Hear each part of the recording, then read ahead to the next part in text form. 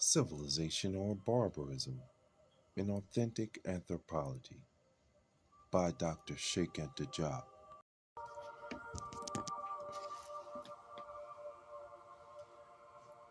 God's servants can approach him only when they are free of any physical blemish.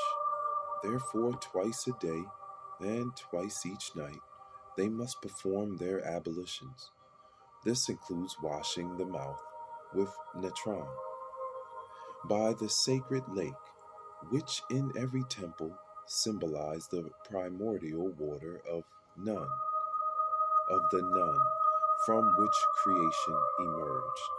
The whole body is shaved every other day in order to avoid contamination by lice. Royal baptism is done with the lustral water. Christian baptism, John the Baptist, and the water of Jordan River. The Catholic priests, tonsure, and the Muslims' ablutions find their distant origin here. Eudosis of Cnidus was shaven before being initiated by the Egyptian priests. Circumcision was the rule. This practice is one of the most typically African because the bodies in the pre-dynastic tombs studied by Elliot Smith show that it was already practiced then. It is linked to an androgynous concept of the being, the uncreated god Amon, and therefore implies excision, equally present among the mummies as confirmed by Strabo. Therefore, circumcision, even though abandoned here and there, is no less a trait specific to African ethnology. Its presence in the Semitic world reveals a very ancient influence of the Black world on the Semitic one, as witnessed by Herodotus' statements. Fasting and prohibition from eating certain foods are no less revealing of the Egyptian legacy to the later religions, Judaism, Christianity, Islam. Pork, fish, wine, etc. are forbidden to the priests. A tenacious legend among the Muslim astrologists of Senegal says that those who eat fish will not dream about the divinity, when it should rather be the opposite, given the high percentage of phosphorus in fish. According to Herodotus 2:64, quote, almost all men, except the Egyptians and the Greeks, make love in sacred places and then go from a woman's arms into the sanctuary without having washed themselves.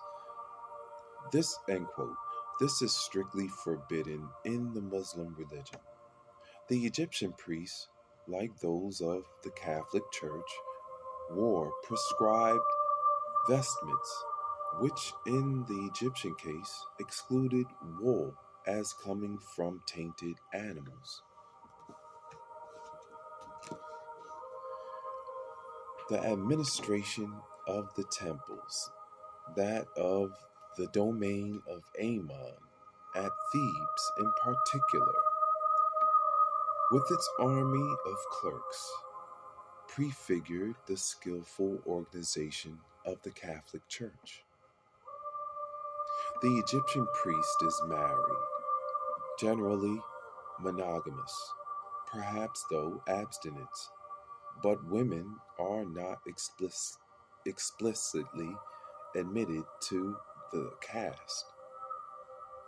The Theban institution of an earthly spouse of God, the divine worshipper who occupies an eminent place in the clergy of Amon, remains an isolated case with no parallel in the other religious assemblies.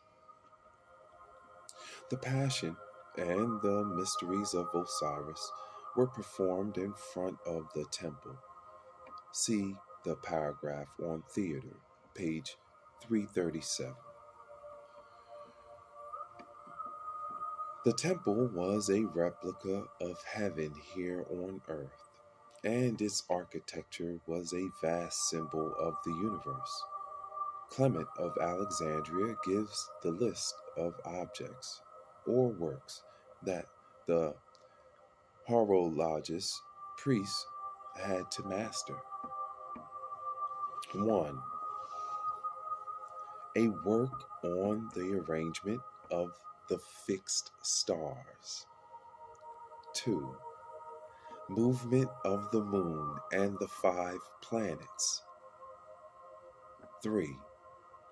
Conjunction and the light of the sun and the moon. 4. Rising of the heavenly bodies.